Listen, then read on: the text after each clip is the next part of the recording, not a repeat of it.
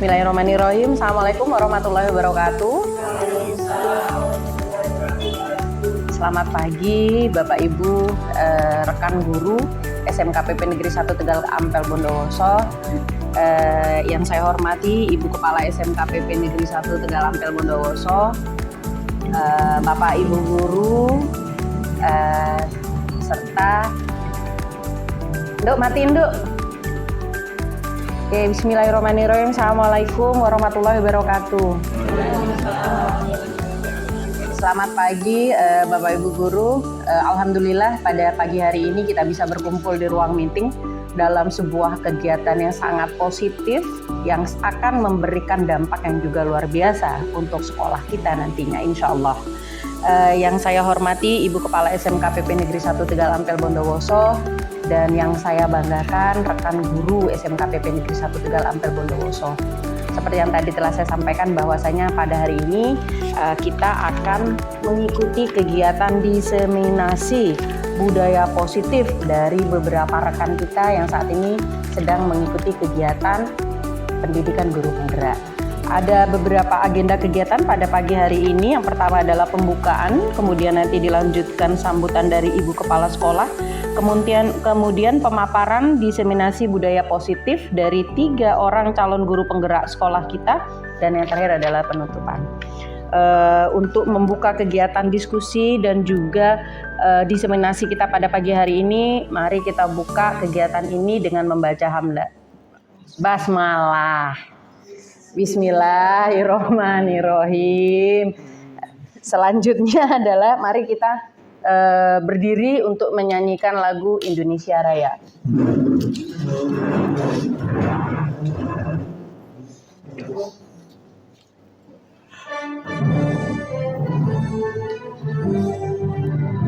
Indonesia tanah airku, tanah tumpah darahku, di sanalah aku berdiri, jadi pandu ibu.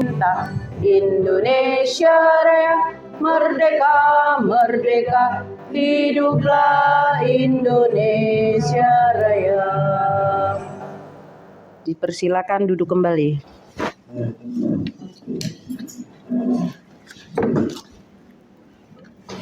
Selanjutnya adalah sambutan dari Ibu Kepala SMKPP Negeri 1 Tegal Ampel Bondowoso. Kepada Ibu Ninis Suciati kami persilakan. Terima kasih Bu Dewi. Bismillahirrahmanirrahim. Assalamualaikum warahmatullahi wabarakatuh.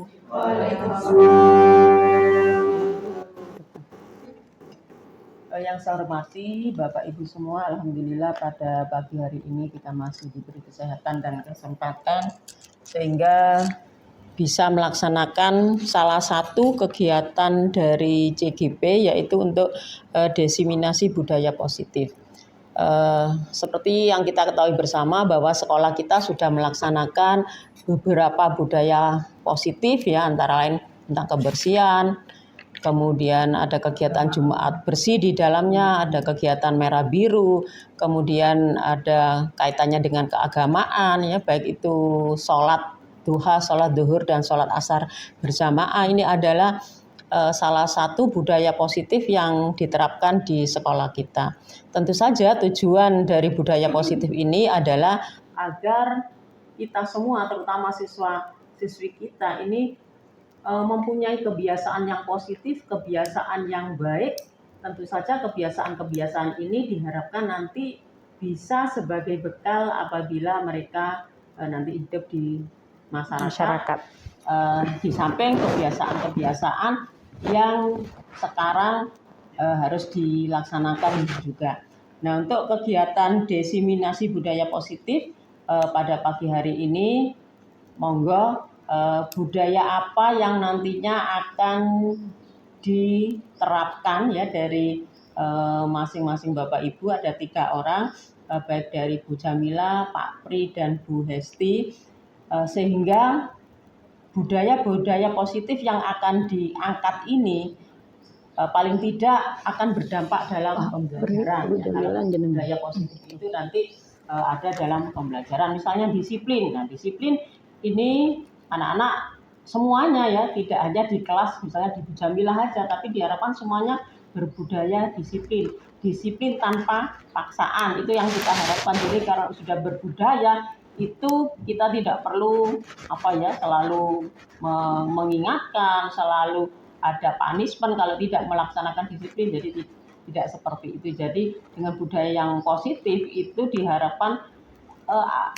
datang dari kesadaran anak-anak itu sendiri. Jadi tanpa disuruh, tanpa dipantau, mereka melakukan karena sudah merupakan budaya atau kebiasaan, dan ini merupakan kebutuhan bagi anak-anak. Karena kalau mereka menganggap ini suatu kebutuhan, pasti tanpa dipaksa mereka akan melakukan tentu saja hal-hal yang baik tanpa punishment. Jadi itu harapan dari pelaksanaan budaya positif. Termasuk budaya positif yang lainnya mungkin nanti kaitannya dengan literasi ya. Jadi anak-anak seperti kita ketahui literasinya dan numerasinya sangat kecil ya, jadi kurang. Nah, ini bagaimana caranya supaya anak-anak itu nanti punya kebiasaan untuk berliterasi yang baik. Ini monggo nanti penerapannya bagaimana sehingga anak-anak itu gemar berliterasi. Termasuk juga mungkin kaitannya dengan inovasi atau mungkin pengolahan limbah yang ada di sekolah. Kebetulan kalau kita sekolah pertanian, limbahnya kalau sudah panen itu lumayan banyak. Nah, ini bagaimana pemanfaatannya dan mungkin budaya-budaya positif yang lainnya. Mudah-mudahan dengan diseminasi budaya positif ini dampaknya secara langsung terhadap sekolah ada, sehingga sekolah kita bisa menjadi lebih baik. Untuk itu saya ucapkan selamat kepada Bapak Ibu yang melaksanakan diseminasi budaya positif. Mudah-mudahan hasilnya juga maksimal dan dalam melaksanakan kegiatan ini tidak ada kendala. Saya kira itu pengantar dari saya. Terima kasih. Saya akhiri. Assalamualaikum warahmatullahi wabarakatuh. Waalaikumsalam warahmatullahi wabarakatuh. Terima kasih Ibu Kepala Sekolah yang telah memberikan sambutan sekaligus pemantik ini untuk 3 calon guru penggerak yang ada di sekolah kita, sekaligus pengantar. Selanjutnya adalah kita langsung ke sesi. Nah, ini harapan kami Bapak Ibu, monggo kita saling berinteraktif ya.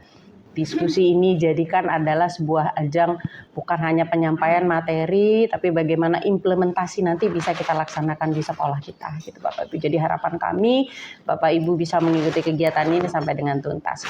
Yang pertama, kepada Pak Priyanto kami persilakan untuk melaksanakan presentasi dulu untuk diseminasi penerapan budaya positif.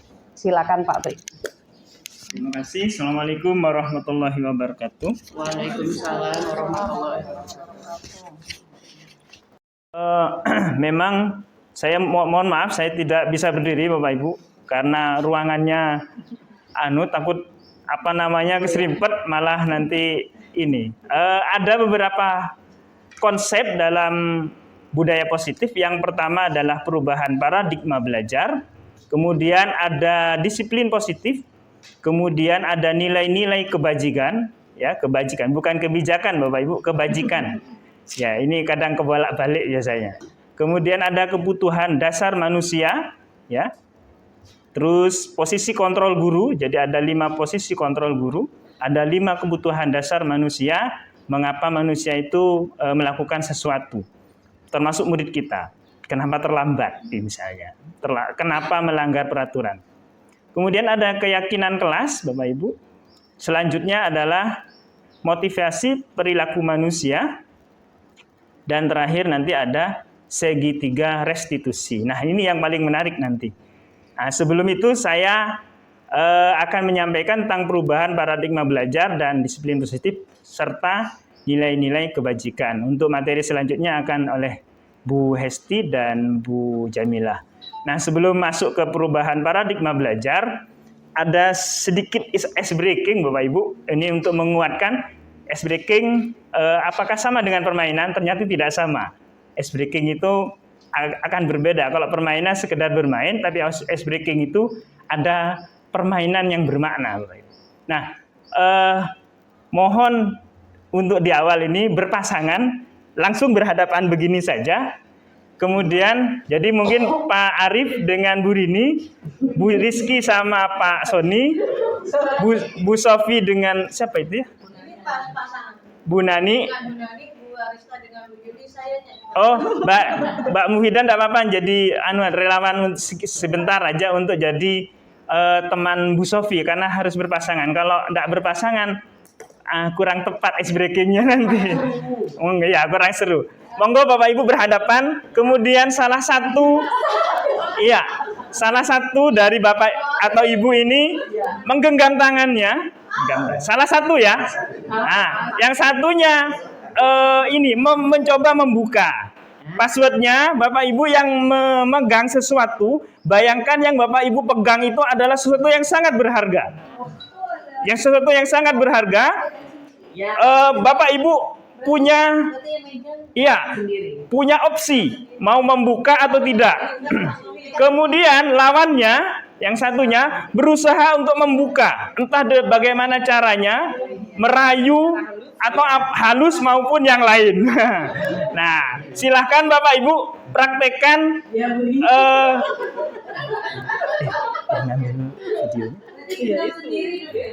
atau iya.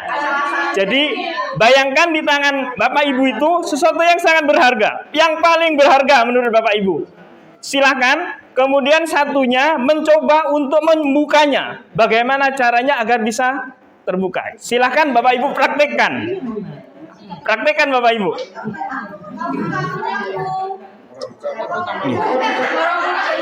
Silakan praktekkan Bapak Ibu. Atau geser, Pak Arif sama Pak Sony boleh. Pak Arif sama Pak Sony.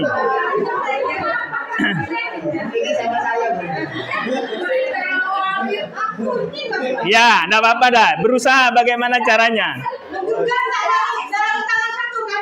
Boleh.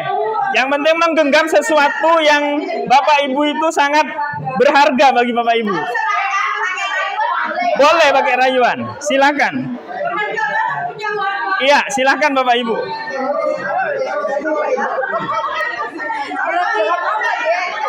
Berarti kami yang merayunya Nah, makanya nanti akan saya mintai refleksinya. Apa yang terjadi di antara Bapak Ibu? Nah, apakah membuka? Apakah tidak membuka? Apakah berhasil merayu atau tidak berhasil merayu? Nah, itu nanti akan saya minta.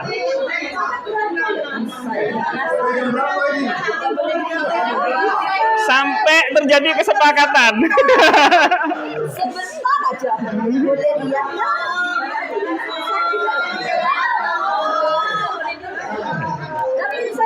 Cukup Bapak Ibu, cukup Bapak Ibu. Saya tanya Pak Arif dulu. Pak Arif yang megang apa yang buka? Saya yang buka. Oh, Pak Arif yang membuka. Yang oh iya boleh. Bu Rini yang memegang. Apa yang Ibu lakukan? Apa yang Ibu rasakan? Apakah tetap bersikuku? Kenapa Ibu kok bersikuku? Bersikuku karena saya mempertahankan harga diri saya. Oke, saya minta komentarnya Pak Arif. Gimana Pak Arif? Tadi kan membuka gitu. Tetapi dengan telepati rayuan tadi ya. Tapi Bu Rini tetap bersikuku kayak gitu. Oke. Gitu. Tetap Jadi tidak terbuka Pak ya? ya belum. Oh belum terbuka. Terbuka. Karena waktunya terbatas. Iya dong. Iya, durasi kami di ini. Oke, kalau Pak Sony rasakan. Sama seperti ibu ini yang Iya. mempertahankan itu. Mempertahankan. Sesuatu yang berharga harus kita pertahankan. Ya, oke. Kalau Bu Rizky? Tadi sudah berusaha untuk melepasnya, tapi Pak Sony masih tetap mempertahankan dirinya. Mempertahankan diri. Adakah yang berhasil membuka? Belum sempat, masih dirayu-rayu. Oh, ini yang terbuka. Ini Bu yang nggih. Ya cuma Yang Bu Yuli rasakan gimana Bu Dasa? Jangan deket aja Iya. Iya Bu, gimana Bu? Saya Pak ya, menggenggam tangan saya ini ingin mengajak kebaikan sama Bu Arista. Oh, gitu. Jadi saya lepas genggaman saya biar kebaikan saya itu bisa sama dengan beliau karena mengajak untuk akhirat nanti. Oh, Ya. gitu. Oke. Kalau Bu Arista. Karena tadi beliau mengiming-imingi sesuatu yang berharga, apa ya? Sesuatu yang berharga, bernilai begitu. Apa yang bernilai? Sesuatu yang membawa saya ke akhirat, katanya begitu, yang itu tidak ke terputus. surga, tidak bernilai. Iya. Apa sangat bernilai sekali. Saya boleh ikut, saya begitu. Saya boleh ikut. Saya ingin ikut sekali. Gitu. Ternyata dibuka oleh beliau. Berarti hati dia. Iya. Berarti berhasil ya, Bu? Berhasil. Oke. Ternyata dibuka oleh beliau. Oke, terima kasih Bapak Ibu. Refleksinya kita beri tepuk tangan bersama. Oke. Bapak Ibu, tadi itu gambaran bahwa kita itu mempunyai sesuatu di dalam diri kita yang itu tidak bisa orang itu merubahnya selama orang yang memegang itu tidak mau membukanya. Atau sebaliknya, orang itu akan membuka tangannya ketika dia merasa ingin membukanya. Jadi, sebaik apapun paksaan itu, tidak akan bisa membuka ketika yang mau dibuka nggak mau membukanya. Sebaliknya, orang yang mau membukanya, dia rela akan membukanya dengan sendirinya. Artinya, Bapak Ibu, perubahan cara belajar, sikap dan lain sebagainya itu tergantung siapa dia, dan itu akan dipengaruhi oleh motivasi dalam dirinya. Itulah perubahan paradigma belajar. Nah, ini prinsip lagi saya. Perubahan paradigma belajar. Jadi sesuatu yang dipaksakan, apapun paksaan itu, selama dalam diri seseorang itu tidak mau merubahnya, melepasnya, tidak mau merubahnya, maka tidak akan terjadi. Inilah inti dari sebuah budaya positif yang akan kita tanamkan kepada murid-murid kita atau anak kita. Bagaimana menyadarkan motivasi itu, memberikan motivasi intrinsik itu. Nah itu bagaimana caranya? Ini ada berbagai macam. Nah itu sedikit tentang perubahan paradigma belajar. Kemudian disiplin positif, Bapak Ibu. Nah, ini sedikit perubahan paradigma belajar ya. Pembelajaran yang dirancang berdasarkan prinsip pembelajaran yang sesuai dengan kebutuhan murid untuk mewujudkan profil pelajar Pancasila. Jadi, kita harus bisa memetakan kebutuhan murid itu apa sebenarnya. Oh, murid kita itu masih belum bisa 1 tambah 1. Maka kita tidak bisa mengajarkan 1 kali 1. Kita sesuaikan dulu kebutuhan murid itu. Maka apa yang terjadi di dalam kelas kita akan penuh dengan guru itu multitasking. Tidak hanya 1 metode, tetapi banyak metode yang harus dia berikan kepada murid kita karena keberagaman murid kita. Ya, kemudian di sini ada profil pelajar Pancasila. Ada yang namanya mandiri, jadi kesadaran diri dan situasi, kemudian bergotong royong, pasti kita membutuhkan kolaborasi, kepedulian dan berbagi. Ada kebinekaan global, ya. Ini mungkin sudah kita kenal sejak lama bahwa kita harus menghargai budaya kita, tidak mudah terpengaruhi oleh budaya asing, tapi tidak menutup diri. Kemudian memperoleh informasi untuk benar-benar kritis, ya. Kebutuhan murid kita ke depannya itu ada 4C. Salah satunya adalah bernalar kritis. Jadi tidak model lagi kita menekan siswa harus hafal sebenarnya. Bagaimana dia menalar tetapi mestinya. Kemudian ada kreativitas, karena ini adalah zaman sekarang, zaman kreativitas. Banyak anak muda sekarang enggan bekerja. Tidak mau jadi maunya jadi konten kreator misalnya. Ini kreativitas tingkat tinggi Bapak Ibu. Termasuk afiliator penjualan. Banyak yang tidak ingin jadi pegawai sekarang itu Bapak Ibu. Atau menjadi ini. Banyak sekali murid kita itu yang punya daya kreasi yang luar biasa. Kemudian akhlak beragama. Nah, ini yang paling penting, fondasi kita. Fondasi semuanya itu adalah bagaimana kita beriman dan bertakwa kepada Allah Subhanahu wa taala, Tuhan yang Maha Esa. Di mana di sini ada akhlak beragama, akhlak pribadi, akhlak kepada manusia, akhlak kepada alam, dan akhlak bernegara. Nah, ini miskonsepsi tentang teori kontrol, Bapak Ibu.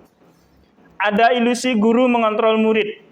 Itu adalah ilusi sebenarnya. Seperti tadi, kalau murid itu tidak membuka dirinya, tangannya, mau merubah, maka sulit murid kita. Bagaimana caranya? Nanti ada di metode selanjutnya. Kemudian ada ilusi bahwa semua penguatan positif efektif dan bermanfaat. Kemudian ilusi yang berikutnya adalah kritik dan membuat rasa bersalah mampu menguatkan karakter. Dibuat bersalah, murid kita dibuat bersalah. Iya, saya salah, Bu, karena melanggar peraturan. Itu ilusi sebenarnya, Bapak Ibu. Itu tidak mampu menguatkan karakter. Jadi jangan dibuat dia merasa bersalah, tapi bagaimana menyadarkan dalam dirinya.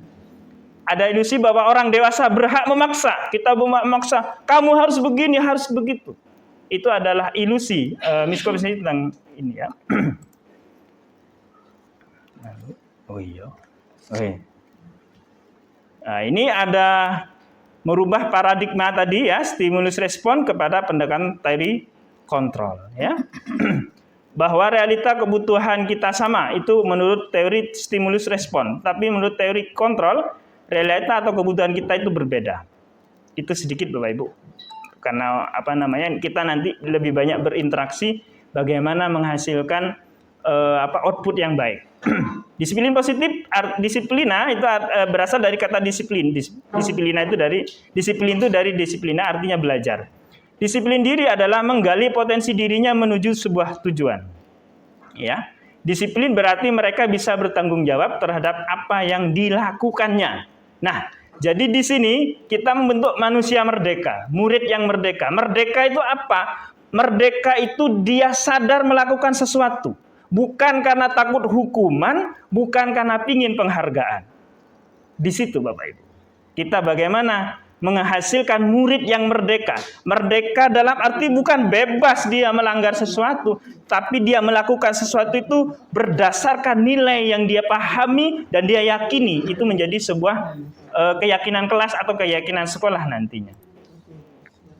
Nah, ini nilai-nilai kebajikan selain profil pelajar Pancasila, ya. Ada banyak nilai-nilai kebajikan yang berlaku sebenarnya. Ya, kemudian ada toleransi, ada kejujuran, hormat dan santun, ada menurut The Seven Essential ini ada empati, suara hati dan sebagainya. Nah, itu saja mungkin awalan dari saya, dari kami. Monggo dilanjutkan Bu Jamilah. Teori kontrol kayaknya Bu Yuli ini ya, karena berhasil meyakinkan Bu Arista bahwasanya akhirat karena Bapak Ibu, ini sesuatu yang baik sekali. Nanti kita tindak lanjuti ya apa yang disampaikan Pak Pri ini tadi, sangat menarik. Sangat menarik sekali mengenai bagaimana perubahan paradigma, bagaimana itu yang namanya stimulus respon. Kita orang dewasa itu berpikir apa yang kita berikan stimulus itu pasti direspon yang sama. Ternyata tidak ya. Kalau tidak satu frekuensi itu tidak bisa. Ya. Nah, itu bisanya pakai teori kontrol. Nah, terus tadi juga Pak Pri sudah menyampaikan mengenai disiplin. Ada kebenaran, ada koordinator tatib ini Pak. Jadi pahamu disiplin itu ternyata menggali potensi. Tapi alhamdulillah koordinator tatib sudah paham bahwasanya potensinya ternyata anak-anak itu ada yang potensinya ngaji ya Bu Sabi ya. Nah Bapak Ibu, tadi adalah penyampaian materi dari Pak Prianto mengenai perubahan paradigma dan juga apa tadi Pak Pri? Iya, nilai-nilai kebajikan universal dan juga disiplin positif. Selanjutnya kepada Ibu Jamilah, kami persilakan untuk menyampaikan materi lanjutan. Ya, terkait dengan 5 kebutuhan dasar manusia. Nah, kita bisa melihat di sini bahwa yang pertama tuh kebutuhan bertahan hidup. Jadi nanti kita sebagai pendidik bisa mengoreksi murid kita terkait dengan 5 kebutuhan yang harus dipenuhi. Lalu yang kedua adalah butuh cinta dan kasih sayang. Yang ketiga, anak-anak kita butuh kebebasan, lalu butuh kesenangan dan butuh penguasaan. Ini 5 kebutuhan dasar yang harus dipenuhi. Jika ada salah satu atau apalagi salah 2 atau dan seterusnya, kemungkinan besar terjadi sesuatu yang membuat tingkah laku dari peserta didik kita, murid kita itu agak perlu diperhatikan. Seperti itu. Mungkin ini menjadi konsep kita. Kenapa ya? Ini sudah diingatkan berkali-kali. Misalnya datangnya terlambat, kita korek. Ada apa? Kebutuhan dasar apa yang belum terpenuhi? Seperti itu. Nggih. Nah, ini saya contohkan kasus satu murid yang suka coret-coret tembok. Itu kan kita nggak boleh langsung vonis ya, langsung kita tanyakan. Kalau dia jawabnya iseng dan bosan, oh ternyata kalau kita analisa lebih dalam, ternyata dia butuh suatu kebebasan. Kalau dia menjawab, oh aku senang sih melakukannya, wah, berarti dia kebutuhan dasar kesenangan yang dia cari, seperti itu. Ini kasus yang kedua nih, kayaknya juga banyak di murid kita ini, murid yang datang terlambat. Tentu kita tanya, kenapa nak kok terlambat? Dia jawab, bantu ibu, bantu bapak. Oh, berarti kebutuhan dasar hidup yang dia penuhi. Saya masih ngaret dulu, kita banyak jumpai murid kita seperti itu, berarti kebutuhan dasar ini yang dia penuhi. Lalu ada yang jawab, kesiangan Bu, enggak ada yang bangunkan. Kalau kita analisa, ternyata murid kita itu butuh cinta dan kasih sayang. Berapa banyak murid kita ini yang real, ya, punya kebutuhan dasar yang tidak terpenuhi. Apalagi dari murid kita itu ada yang backgroundnya orang tuanya tidak ada, tinggal sama mbahnya. Kemungkinan besar ini kayaknya terjadi pada murid kita, sehingga kita akan memposisikan kita bagaimana kita menghadapi murid kita. Lalu yang ketiga ini kaitannya dengan salah satu kebutuhan atau beberapa kebutuhan yang sudah dipenuhi, maka membuat murid kita itu mempunyai dunia yang berkualitas. Dia akan bisa merubah perilakunya. Mungkin ada kasus Ihsan ya, yang dia itu mojok sendiri. Ternyata saat diberikan peluang oleh gurunya untuk dia tampil mengikuti lomba dan dia merasa terpenuhi kebutuhan itu, maka dia akan merubah menjadi seorang yang bergerak aktif. Jadi dia butuh penguasaan, diberikanlah kita ruang atau kesempatan sehingga dia beraktif dan bisa berprestasi. Seperti itu, mungkin ini jadi gambaran, wah ternyata murid kita ini kebutuhan dasar apa ya yang perlu dipenuhi, seperti itu. Sekarang ini yang tadi kebutuhan dasar, 5. Mungkin sudah kita telaah, kita sebagai guru biar saling mengerem di dalam diri kita. Lanjut adalah posisi kontrol. Wah, ini ada kasus saya atau aku lupa bawa buku, aku tidak boleh ikut pelajaran. Nah, ini kan banyak juga ya murid kita ya. Nah, ini kita ini kalau sebagai guru ada pada posisi mana saya ini, seperti itu ya. Ada juga aku tuh berantem, Bu guru capek mengajariku. Aku ditanya, apa nggak kasihan kepadanya? Ada. Kamu kok berantem terus sih? Kerjaanmu sudah diperingatkan. Kamu nggak kasihan ya sama saya ini? Saya ini dimarahi oleh ibu kepala sekolah. Tidak bisa membidik kamu, seperti itu. Kan ada bahkan gurunya yang menyampaikan seperti itu. Ini kaitannya dengan posisi kita sebagai guru nih dikontrol mana, seperti itu. Lalu ada lagi kasus tidak mengerjakan PR. Bu guru maafin aku, nanti bisa diatur dah nggak apa-apa. Ada juga ya yang seperti itu ya. Banyak katanya Mbak Yuli. Ada juga kasus aku pernah tidak berseragam sesuai peraturan, aku disuruh pulang, tidak boleh masuk sekolah. Ini juga banyak kan kasus di kita ya. Jadi kita pada posisi, iya, sadar berarti ya. Lagi Bu. Lanjut, ada kejadian juga aku mengajak guru, lalu dipertemukan dan diajak diskusi oleh guru itu.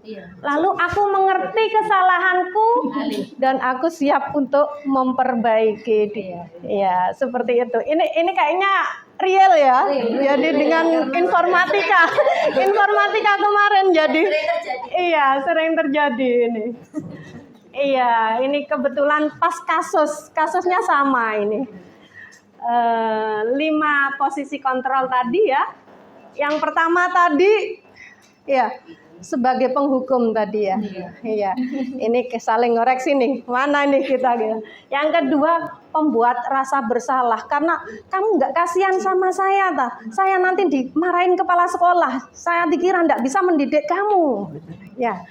Tapi biasanya rada lembut. Kalau penghukum wah, lebih ini kata-katanya yang keluar lebih sangar, lah intonasinya tinggi ya.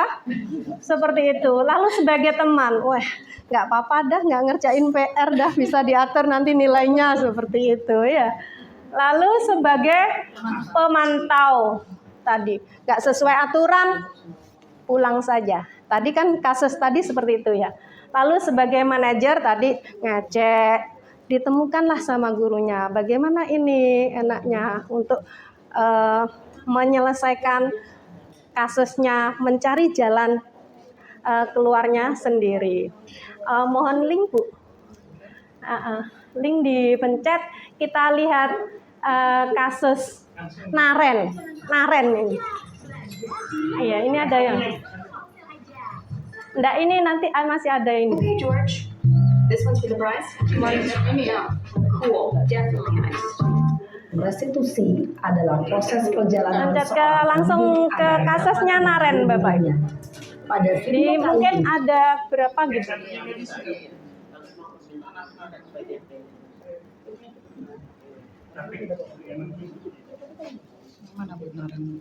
Nggak apa-apa, tadi diloncatin aja. Linknya ini ada YouTube Bu, ini Bu. Pukul. Nah, bukan. Nggak apa-apa, tadi aja Bu. Yang link tadi Bu. Link tadi. Bersama-sama sehingga kita bisa membuat perubahan yang lebih baik dari sekolah kita. Mungkin itu Bapak Ibu, nanti next ke Besti. Saya kembalikan ke moderator. Ternyata ya Bapak Ibu ngeliat video tadi Naren.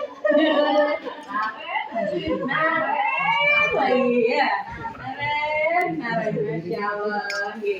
Tadi di sana berarti posisi paling tinggi jadi manajer ya. Ya, nanti itu jadi bahasan yang menarik. Saya harap nanti teman-teman bisa berdiskusi nih. Ada Pak Arif nih, generasi yang kayaknya lebih paling muda dibandingkan kita semua. So, 17 tahun Bu Sofi. Boleh. Nah, selanjutnya kepada calon guru penggerak Ibu Hesti Kurniawati ini, silakan melanjutkan presentasinya. Kami persilakan Bu. Terima kasih atas waktu dan kesempatan yang diberikan. Sepertinya saya punya waktu 10 menit tersisa ini. Karena durasinya 1 jam ya. Saya mulai. Assalamualaikum warahmatullahi wabarakatuh. Saya di ujung tombak, saya kedapatan materi motivasi perilaku manusia, kemudian apa itu hukuman, konsekuensi dan restitusi, serta penerapan segitiga restitusi. Jadi yang pertama, saya akan menuju kepada motivasi perilaku manusia, di mana motivasi ini diciptakan oleh Diane Gaussen. Diane Gaussen itu seorang tokoh psikologi pendidikan. Dalam bukunya Restructuring of School Discipline, dia menyatakan bahwasanya ada 3 hal yang membuat seseorang itu termotivasi untuk melakukan sesuatu. Jadi motivasi yang pertama adalah untuk menghindari ketidaknyamanan atau hukuman. Contohnya ini, saya datang tepat waktu ke sekolah karena saya takut dimarahi oleh kepala sekolah, seperti itu. Atau seorang anak datang ke sekolah tepat waktu karena dia takut nanti mendapatkan sanksi ketika dia terlambat. Nah, sebetulnya menurut Bapak Ibu, Menurut Bapak Ibu di sini, apakah hukuman yang kita berikan kepada siswa itu efektif? Apakah ketika kita memberikan hukuman kepada siswa itu akan bisa mengubah perilaku siswa tersebut? Belum tentu. Nah, mungkin ada, ya, mungkin ada. Nah, berarti kondisional ya, kondisional. Nah, sebetulnya tidak salah juga gitu loh, karena hukuman pada akhirnya juga akan membuat perilaku anak itu berubah, gitu kan ya, dengan adanya hukuman. Walaupun setiap orang pada dasarnya menghindari terjadinya hukuman karena hukuman itu tidak menyenangkan. Nah, karena tidak menyenangkan itu, akhirnya hukuman itu memiliki efek samping kepada seorang anak. Misalnya dia itu akan merasa sakit hati, ya, merasa sakit hati, atau dia melakukan sesuatu, dia datang terburu-buru ke sekolah karena dia cemas, takut telat. Dan perasaan kecemasan itu yang tidak menyenangkan, nggak enak gitu rasanya, seperti itu. Kemudian motivasi perilaku yang kedua menurut Dan Gosen itu adalah seseorang melakukan sesuatu karena dia ingin mendapatkan imbalan atau penghargaan dari orang lain. Ini ada hubungannya ketika kita dulu sekolah di SD ya. Pasti ketika sekolah di SD itu kan banyak sekali kita mendapat reward ya dari guru. Ayo siapa yang bisa jawab? Yang bisa jawab bisa pulang dulu. Nah itu saya itu Pak, mesti Pak saya gitu ya, senang pulang dulu seperti itu. Nah itu kan suatu bentuk penghargaan kepada kita gitu ya. Ayo siapa yang bisa jawab nanti ibu kasih coklat seperti itu. Itu sebenarnya boleh nggak sih? Boleh ya. Boleh tidak? Nah, di sini ya, di sini kita belajar bersama-sama Bapak Ibu. Karena kemarin ketika pendidikan PGP kami berlangsung, ini sempat menjadi sebuah pertentangan antara kami dengan guru SMK Uringin. Waktu itu Pak Tovan menyatakan bahwa ini nggak boleh gitu. Nggak boleh, penghargaan sama reward itu tidak boleh gitu. Loh Pak, kalau nggak ada penghargaan atau reward, anak-anak gimana motivasinya? Seperti itu kan.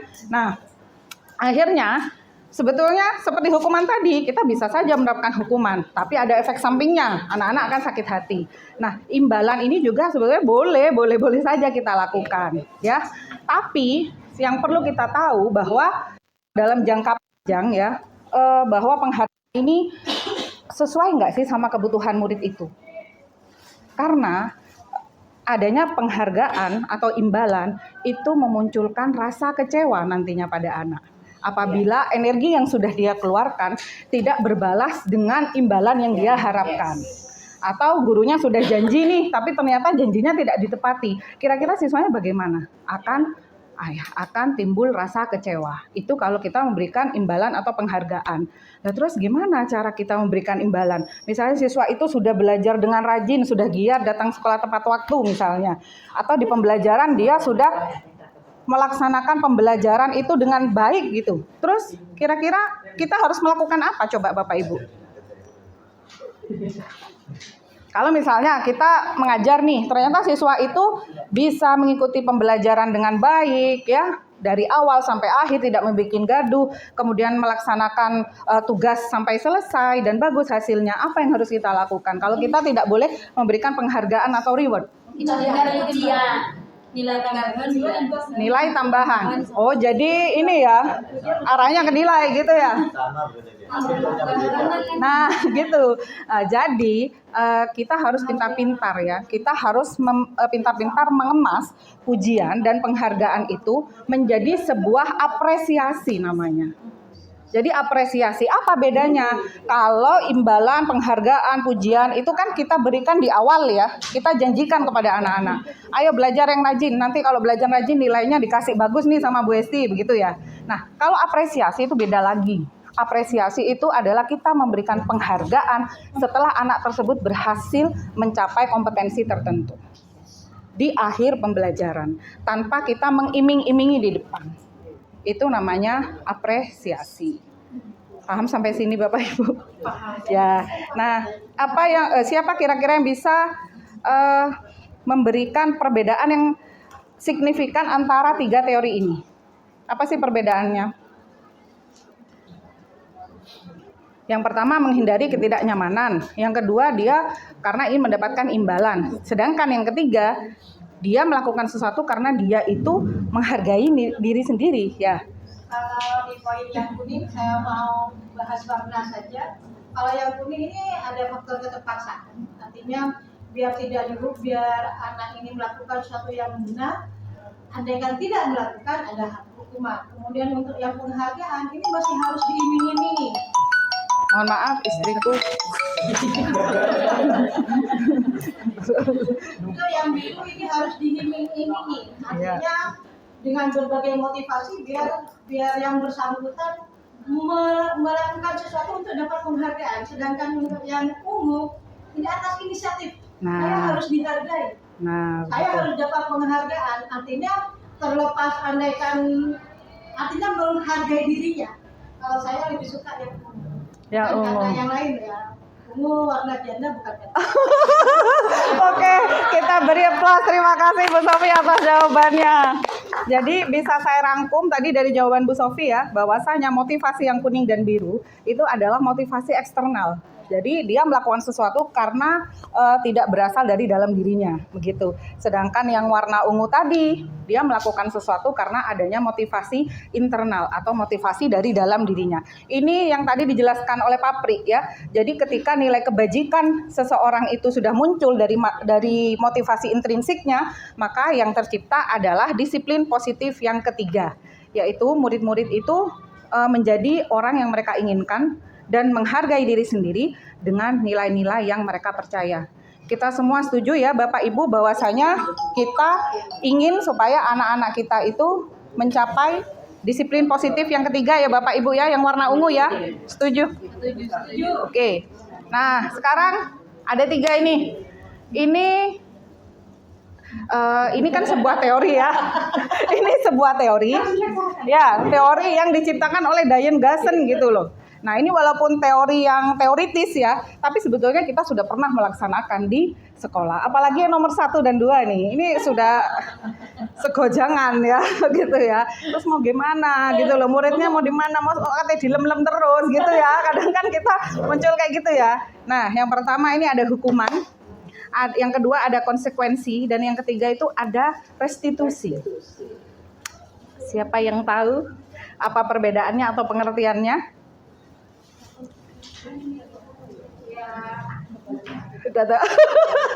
Mohon maaf Ibu Tatib ya. Ini tidak sama sekali tidak membahas ini ya. Ini karena kita membahas Diane Gassen gitu.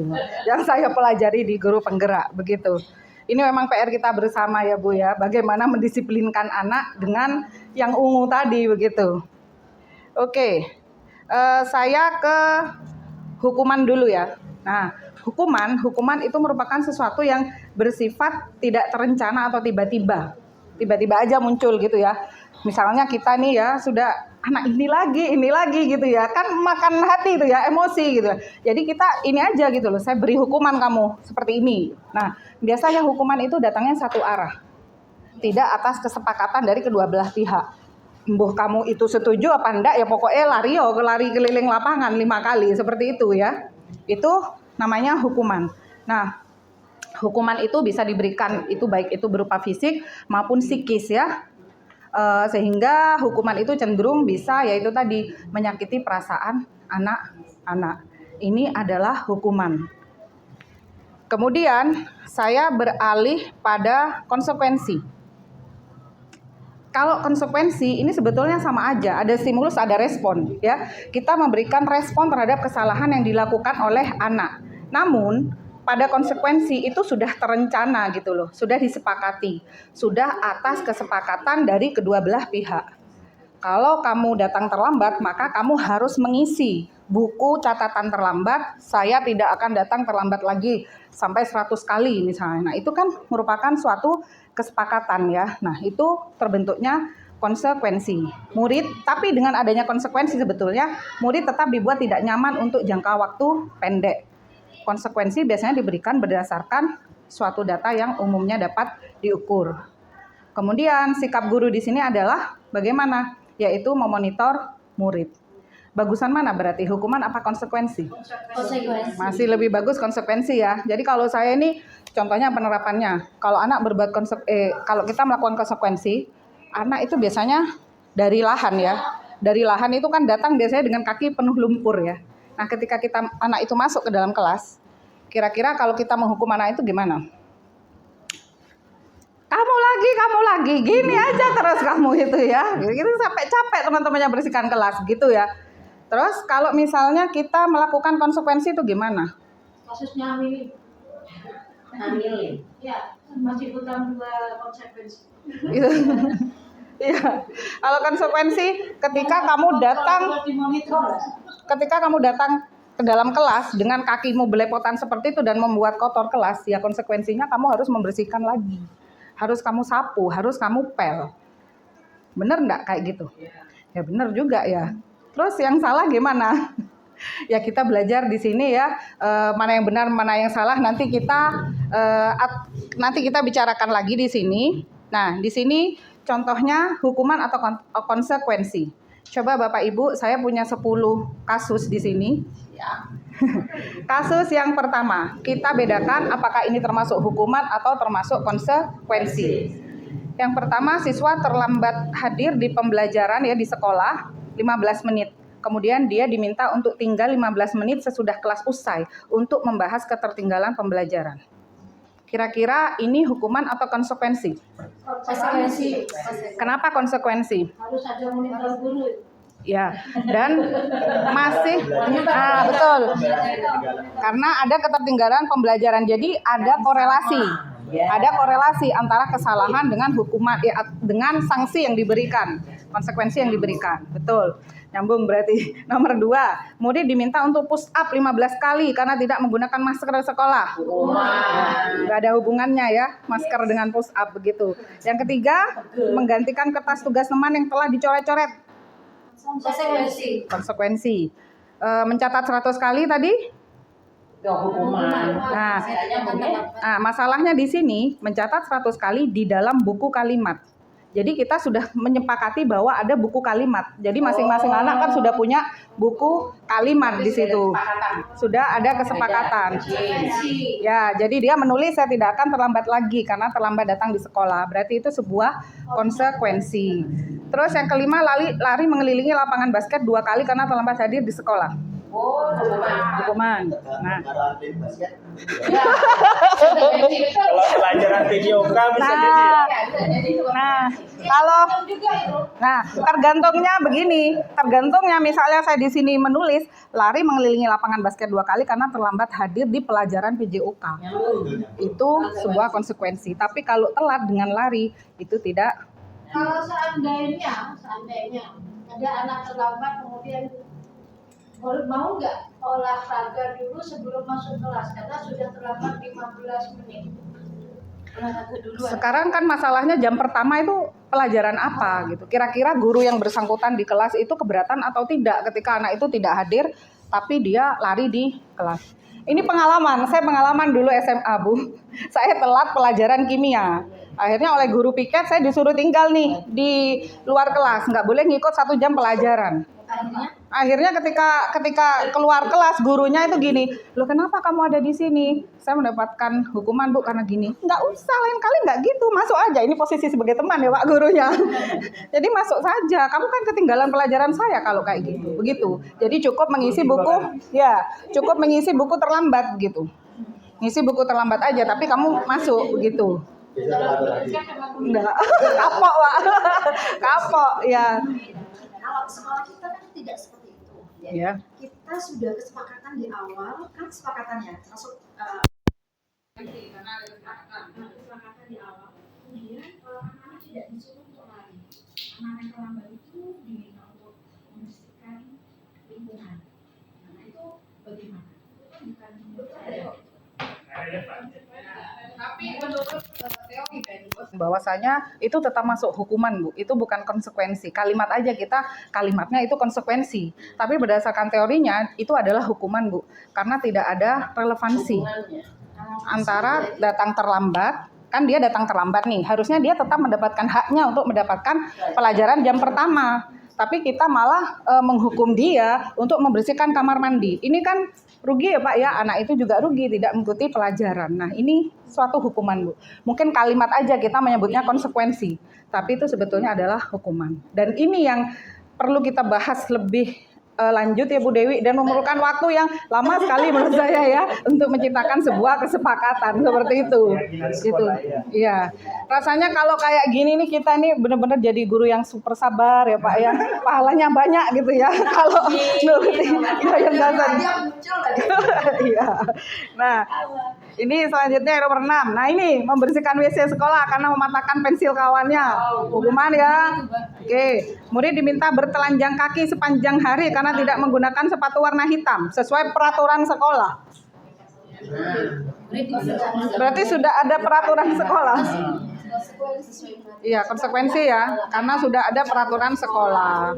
Nah, terus berjemur di lapangan basket pukul 12 siang. Semaput ini ya. Ini hukuman jelas ya.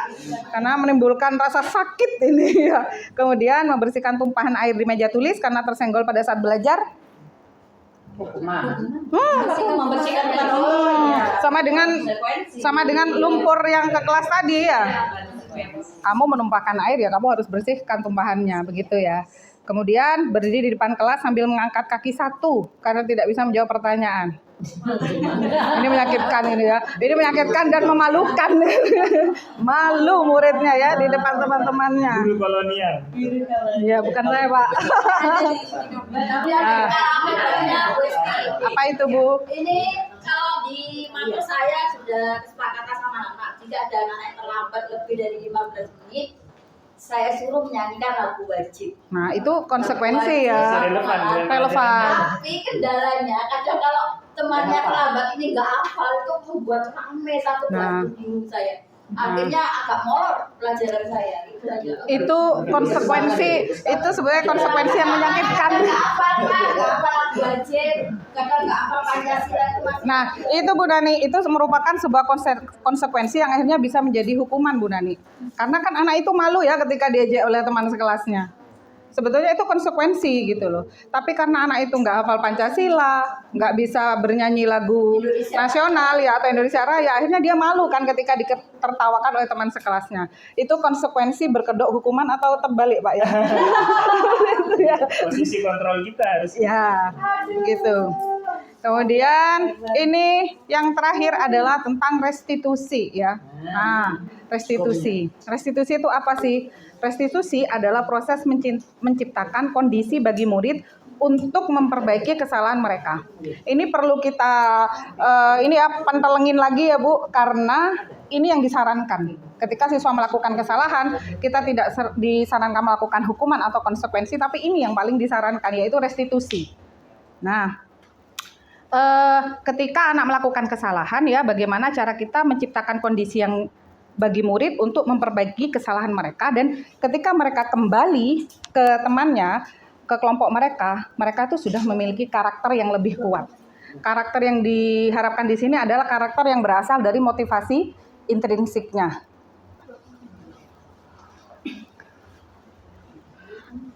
Kemudian restitusi juga adalah proses kolaboratif yang mengajarkan murid untuk mencari solusi untuk masalah dan membantu murid berpikir tentang orang seperti apa yang mereka inginkan. Mohon maaf Bu Pipit, gimana Bu Pipit? Apanya? Habis sudah. Jadi saya tidak masuk itu? Oke. Penting ada. Ya. Tinggal 20 menit lagi. Ya. Oke. Ngebut ya. Banyak yang tidak saya baca. Ini ya, hukuman, konsekuensi, dan restitusi itu bedanya ya. Kalau hukuman itu sesuatu yang menyakitkan. Kalau konsekuensi sesuatu yang harus terjadi karena tadi sudah disepakati. Sedangkan kalau restitusi itu pilihan. Kenapa restitusi itu pilihan Bapak Ibu? Karena pada prinsipnya restitusi itu bergantung dari si anak tersebut. Dia mau apa tidak memperbaiki kesalahannya. Ya, dikembalikan kepada anaknya, dia mau nggak memperbaiki kesalahannya. Kemudian ini adalah tahapan segitiga restitusi. Jadi segitiga restitusi itu merupakan suatu dialog Bapak Ibu ya, dialog antar kita dengan murid atau orang tua juga bisa ya, orang tua dengan murid. Jadi suatu proses dialog yang dilakukan guru untuk menghasilkan murid yang mandiri dan bertanggung jawab. Dalam segitiga restitusi itu ada 3 tahap. Yang pertama adalah menstabilkan identitas, yang kedua validasi tindakan, kemudian yang ketiga adalah menanyakan keyakinan. Misalnya ini ada pada kasus ya, tempo hari saya itu melakukan segitiga restitusi kepada Adel kelas 10B. Karena dia pada saat itu dia kesel sama temennya yang namanya Firman ya. Karena Firman itu masuk dalam kelompoknya tapi nggak pernah bekerja gitu ya. Sampai akhirnya dia datang pada Firman, gebrak mejanya gitu sampai terjadi kegaduhan seperti itu. Nah, apabila kita menghadapi masalah seperti itu, dalam segitiga restitusi yang disarankan yang pertama adalah kita menstabilkan identitas.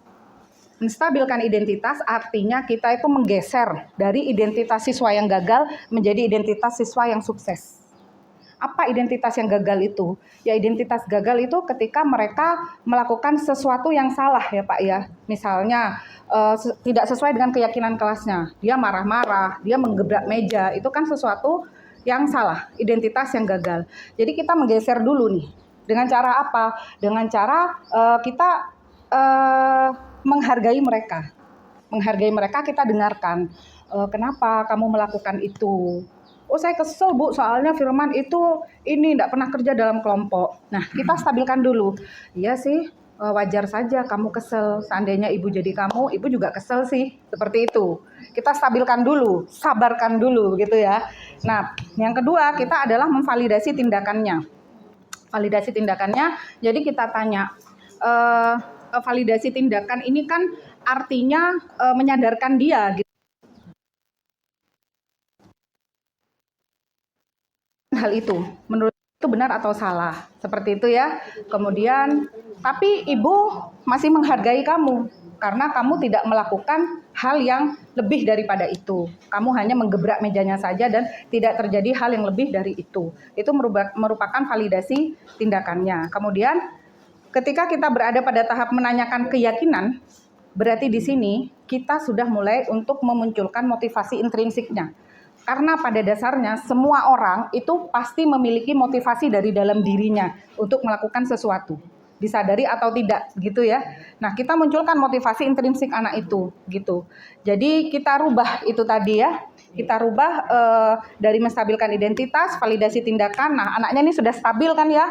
Nah kalau sudah stabil baru kita ingatkan apa yang kamu lakukan tadi itu apakah sudah sesuai dengan keyakinan kelas. Oh tidak sesuai Bu, misalnya. Kira-kira keyakinan kelas apa yang tidak sesuai?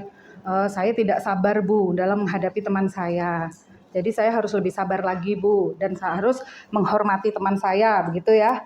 Nah kemudian di situ yang terakhir, apa yang kamu akan lakukan untuk mengatasi kesalahanmu tersebut? Iya Bu, saya akan meminta maaf kepada wali kelas misalnya, atau jika ada masalah seperti ini lagi saya akan melaporkan kepada Bapak dan Ibu guru dan tidak mengambil tindakan gegabah. Seperti itu Bapak Ibu. Sampai sini sudah selesai pemaparan saya. Kemudian ya saya kembalikan kepada Ibu moderator. Terima kasih. Wassalamualaikum warahmatullahi wabarakatuh. Waalaikumsalam. Suara Bu Dewi kayaknya besar. Oke, aduh, applause yang meriah dulu nih untuk ketiga calon guru penggerak ini. Alhamdulillah Ibu Kepala Sekolah angkatan 10 ya. 10. Angkatan 10 ini 3 calon guru penggerak. Dulu saya angkatan 4 seorang diri, angkatan 7 Pak Untung dan Budian, angkatan 10 ada 3 orang. Dan itu semakin membuat suasana warna-warni di sini ya. Tadi saya lihat Bu Sofi itu sudah mulai agliseng re. Aria hukuman lah apa konsekuensi apa restitusi. Nggak mau lagi jadi koordinator tatib. Ya. Oke, terima kasih luar biasa. Hidup Bu Sofi. Jadi Bapak Ibu, itulah Bapak Ibu salah satu materi yang memang saya cukup tertarik di materi ini ketika mengikuti pendidikan guru penggerak. Kenapa? Karena materi ini jujur ketika mau saya terapkan tuh sulit.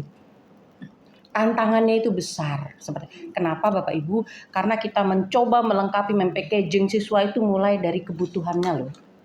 Iya, di materi ini, di kebutuhan dasarnya itu loh. Kebutuhan dasar anak kita di sekolah sini ini udah lengkap nggak ya 5 tadi? Mulai dari bertahan hidup, kesenangan, kasih sayang, kemudian kebebasan dan penguasaan. Nah, 5 ini kalau cukup baru dia jadi profil pelajar Pancasila. Buat jadi itu 5 profil pelajar Pancasila itu baru 1 yang dibidik. Yang mana? Yang mandiri. Ketika kita bisa membidik tadi yang dari Bu Hesti, ini dia jadi karakter yang sesuai dengan apa yang kita biasakan. Sebagai contoh, Pak Arief tadi bikin katanya apa yang jadi sangat bermakna, apa pengalaman yang sangat bermakna. Dia apakan tadi?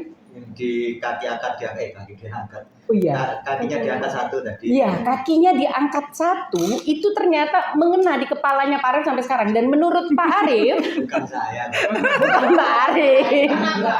Oh, Pak Arief, nah iya. Nah, itu bermakna. Sekali lagi, itu di zamannya bagaimana seorang guru dulu, Bapak Ibu, kita masih dari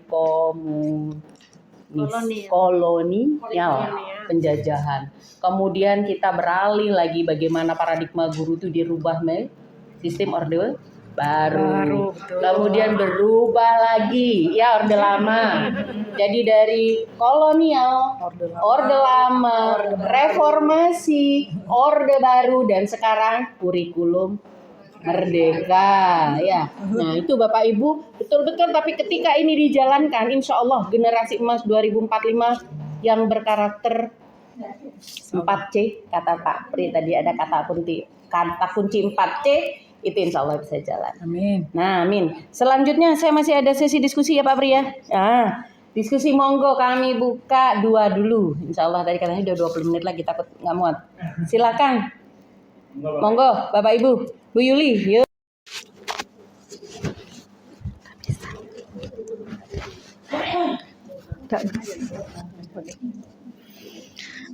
Baik, terima kasih. Izin bertanya sama Bu Hesti. Ini terkait ilmu baru bagi kami karena kami juga baru belajar bagaimana materi-materi di guru penggerak.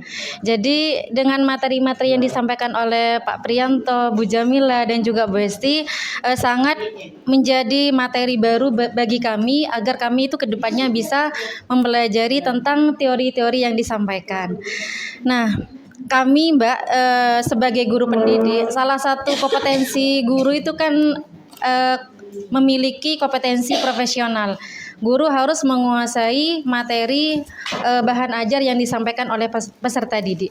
Tadi saya terkesima dengan salah satu pendapatnya dari Bu Hesti tentang ketika siswa itu kan memiliki kecerdasan yang berbeda-beda. Salah satunya ada IQ-nya rendah, tinggi, dan bahkan ada yang rendah sekali. Nah, di sini saya bertanya, ketika kita memiliki siswa yang IQ-nya tinggi, kita sebagai guru itu kan otomatis memiliki poin terbesar kan kepada peserta didik. Salah satunya bagaimana ketika siswa itu menjawab dari apa yang ditanyakan oleh guru.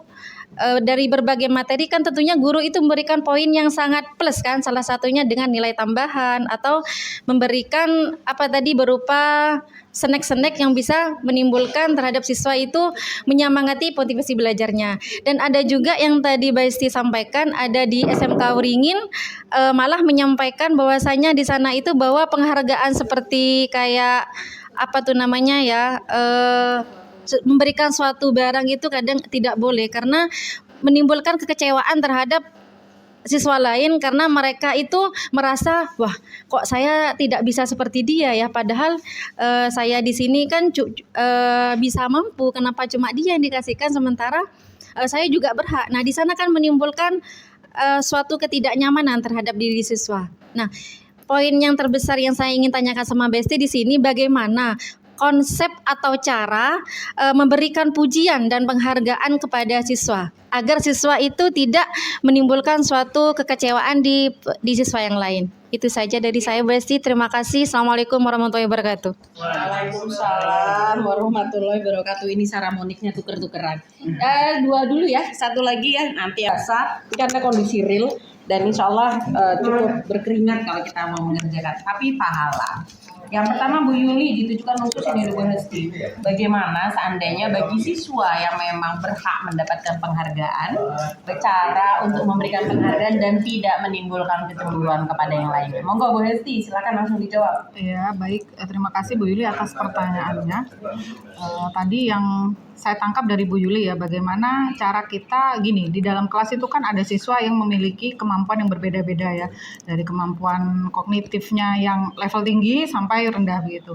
Nah di sini begini Bu Yuli, saya dan teman-teman di sini pasti percaya bahwa setiap anak itu dilahirkan sempurna, begitu ya. Jadi mungkin secara level kognitif dia itu tidak sehebat teman sebangkunya, tapi dia pasti punya kemampuan lain, baik itu mungkin di psikomotoriknya, ya di non akademisnya seperti itu.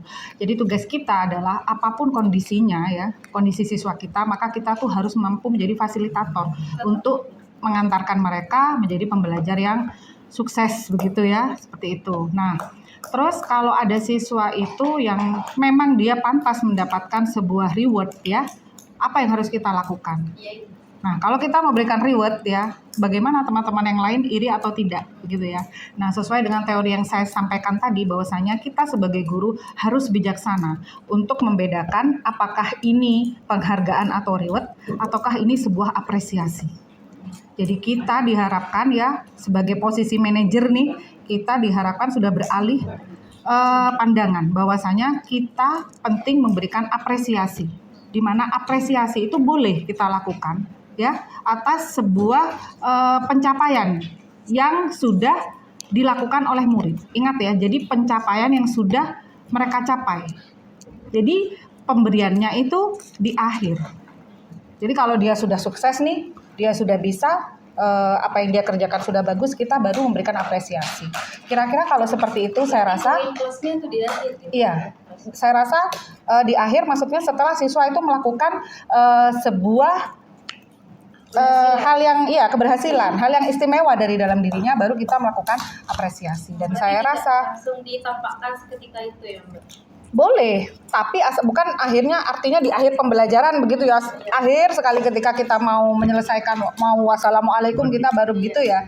Refleksi ya, boleh dilakukan dalam refleksi, tapi boleh ketika dia sudah melakukan suatu pencapaian. Misalnya nih, dia anak olimpiade nih, dia dapat juara 1 OSN kabupaten. Kita boleh memberikan apresiasi kepada mereka, dan saya rasa hal itu tidak akan menimbulkan kecemburuan sosial kepada temannya, karena temannya juga sudah tahu apa usaha yang dilakukan oleh anak ini sehingga dia mendapatkan prestasinya.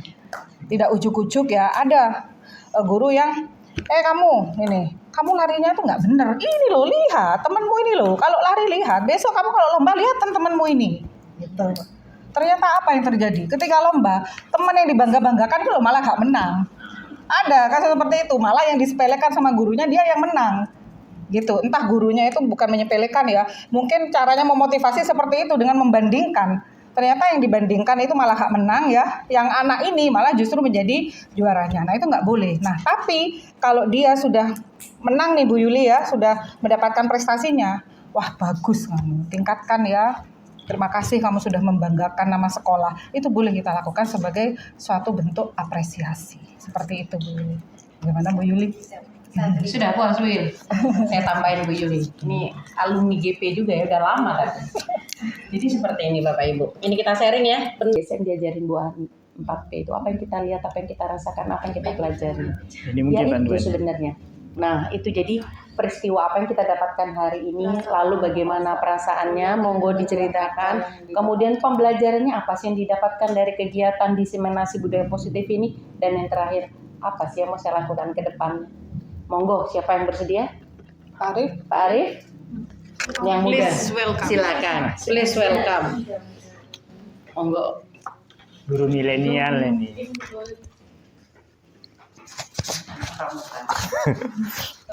Asli pecinta pramuka dulu tapi sekarang Oke, terima kasih kesempatannya, dan juga terima kasih banyak materinya dari Pak Pri, Bu Jamila, dan Bu Hesti. Ini juga terus terang membuka wawasan baru saya, juga pengetahuan yang luar biasa, dan juga mungkin ilmu yang sangat penting bekal saya nanti untuk kedepannya, yang jelas itu. Nah, terus kemudian ini tadi suruh apa namanya? refleksi ya. Refleksi peristiwa, perasaan, pembelajaran dan penerapan. Yang jelas itu tadi kalau peristiwanya kan berarti hari ini ya. Jadi hari ini menurut saya luar biasanya itu karena ini ilmu yang menurut saya akan saya gunakan, akan berguna untuk kehidupan saya ketika sesuai dengan profesi saya ini sebagai guru. Nah, itu yang jelas. Yang kedua, perasaannya juga senang sekali bertemu dengan Pak Pri, biasanya juga diskusi dengan saya, Bu Mila juga diskusi, Bu Hesti ya juga sering diskusi meskipun dengan guyon-guyonan gitu Bu Hesti gitu. Nah, nah artinya perasaannya juga senang sekali bisa diajak Pak Pri di sini, bisa diberi kesempatan. Saya yang masih muda ini diberi wawasan mengenai kurikulum atau mungkin pembelajaran yang cocok di era sekarang gitu, cocok di era sekarang. Terus kemudian intinya sama, pembelajarannya juga sama karena tadi saya juga belajar banyak bagaimana nanti saya harus bersikap ketika saya apakah tidak cukup sebagai pemantau. Mungkin kalau sebelumnya saya sudah berusaha jadi pemantau, mungkin bisa naik tingkatan ke manajer, dan juga mungkin yang paling penting juga saya harus menghindari hukuman. Nah itu. Walaupun ya nanti kenyataannya saya nggak tahu gitu ya, tapi kenyataannya saya nggak tahu, tapi niatnya kayak gitu. Nah itu yang paling penting menurut saya. Ya itu terus terang dari 4 tipe guru kalau nggak salah tadi ya. 5 tadi yang harus dihilangkan itu memang hukuman. Mungkin juga kita rubah bahasanya dari hukuman ke konsekuensi tadi kalau nggak salah, konsekuensi. Minimal konsekuensi dulu, terus kemudian itu yang harus coba kita hilangkan, merubah hukuman ke konsekuensi. Terus juga yang paling penting juga ini tadi yang saya harus laksanakan adalah restitusi. Ini sampai saya catat karena bahasanya agak asing bagi saya. Nah, restitusi. Nah, ini menurut saya harus dicoba saya lakukan. Karena ya benar tadi, karena dengan restitusi kalau saya ambil kesimpulannya saya masing sendiri ya, itu memang kita benar-benar tahu secara global anak itu seperti apa. Dari permasalahannya, terus bagaimana kita bisa harus tenang dulu tadi ya, menenangkan tahap awal kalau nggak salah ya. Terus sampai kita mendapatkan kesimpulan bagaimana penyelesaian untuk meningkatkan pengetahuan atau kompetensi anak tersebut. Jadi itu tadi. Jadi kalau pembelajarannya sangat luar biasa karena itu tadi ada beberapa yang jelas akan saya masukkan ke memori saya, Bu. Karena itu tadi kembali lagi itu bekal saya untuk mendidik anak bangsa Indonesia kayak gitu. Terus penerapannya ya itu tadi karena ini masih akan gitu ya. Ya insya Allah semoga saya konsisten kata Pak Pri tadi. Mohon doanya kayak gitu. Semoga saya konsisten karena sudah dapat bekalnya yang luar biasa kayak gitu. Guru yang lain juga, Pak. Amin lah, Oke, mungkin itu dari saya. Terima kasih banyak bapak-bapak, ibu-ibu semuanya. Matur nuwun Pak Arif, kita kasih plus dulu. Apresiasi. Generasi Milenial Mas ya. Iya paling enggak. Milenial. 2000-an. Hah? 90. Oh iya, Milenial kalau nggak salah. Milenial. setelah 2000-an ya baru. Iya. Oke, terima kasih sekali Pak Arif. Terima kasih sekali Pak Arif sudah menyampaikan refleksinya, dan ini betul harapan saya jadi pemantik. Kalau dulu cuma saya sendirian, kadang malu kalau ngomong. Kalau sekarang sudah ada insya Allah 6 orang, dan kita semakin menguatkan tujuan kita Bapak Ibu. Karena kenapa? Guru itu sebetulnya adalah psikolog bagi muridnya, dokter untuk muridnya. Maka profesi guru itu sebenarnya bukan sederhana. Ketika tadi kita bisa menerapkan sampai tahap restitusi, bagaimana kita mampu memenuhi kebutuhan dasar murid. Terima kasih luar biasa untuk kehadiran Bapak Ibu yang menyempatkan untuk hadir di ruangan ini dalam rangka belajar dan juga dalam rangka membangun apa yang ada di dalam diri kita untuk kebaikan sekolah kita ya Bapak Ibu ya, melalui pencetakan lulusan-lulusan kita. Saya selaku moderator mengucapkan mohon maaf, saya yakin dalam jalannya kegiatan ini banyak sekali salah, banyak sekali kelakuan yang tidak pantas untuk ditiru. Billahi taufiq wal hidayah. Assalamualaikum warahmatullahi wabarakatuh. Waalaikumsalam.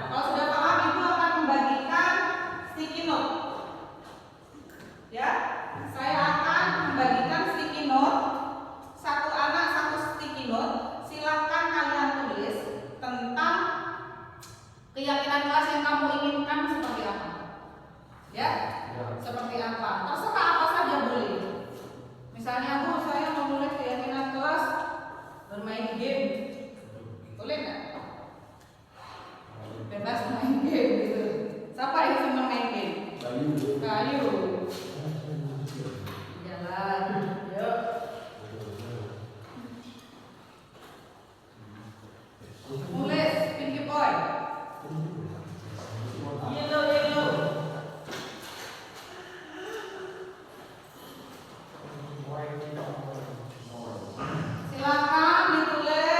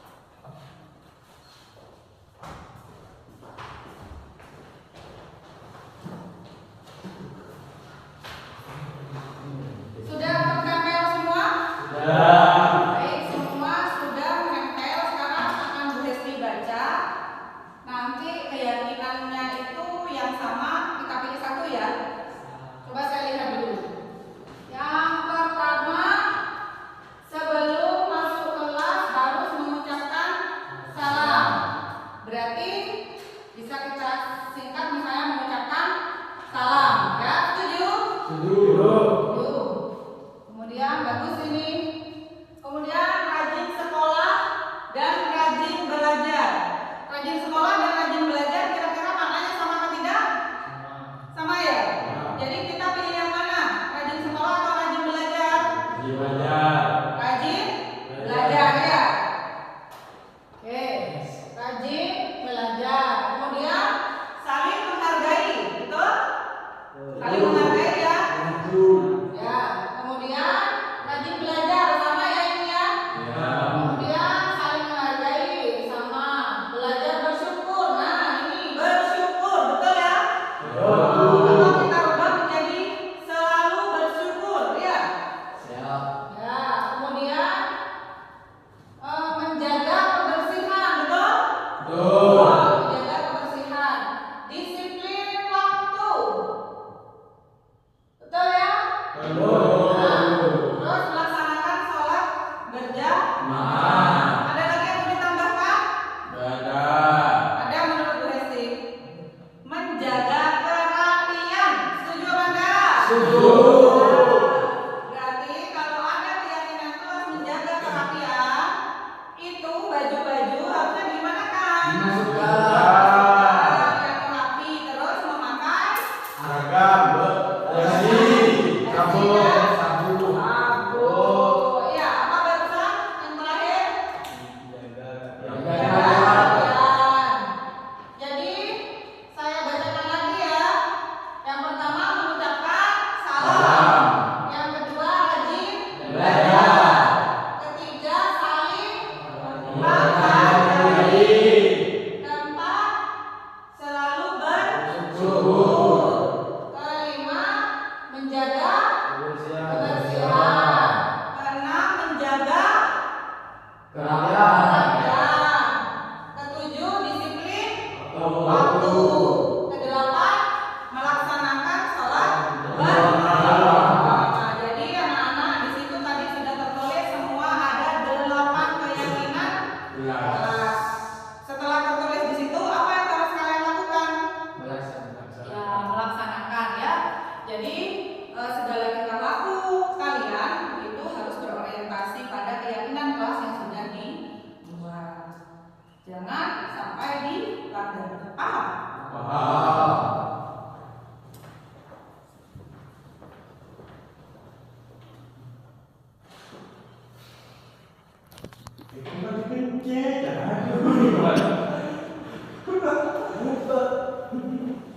Baiklah anak-anak, kalau kita sudah menyepakati keyakinan kelas ya yang ada di depan itu tadi yang sudah kita buat bersama, sekarang waktu kalian untuk melakukan tanda tangan kesepakatan ya.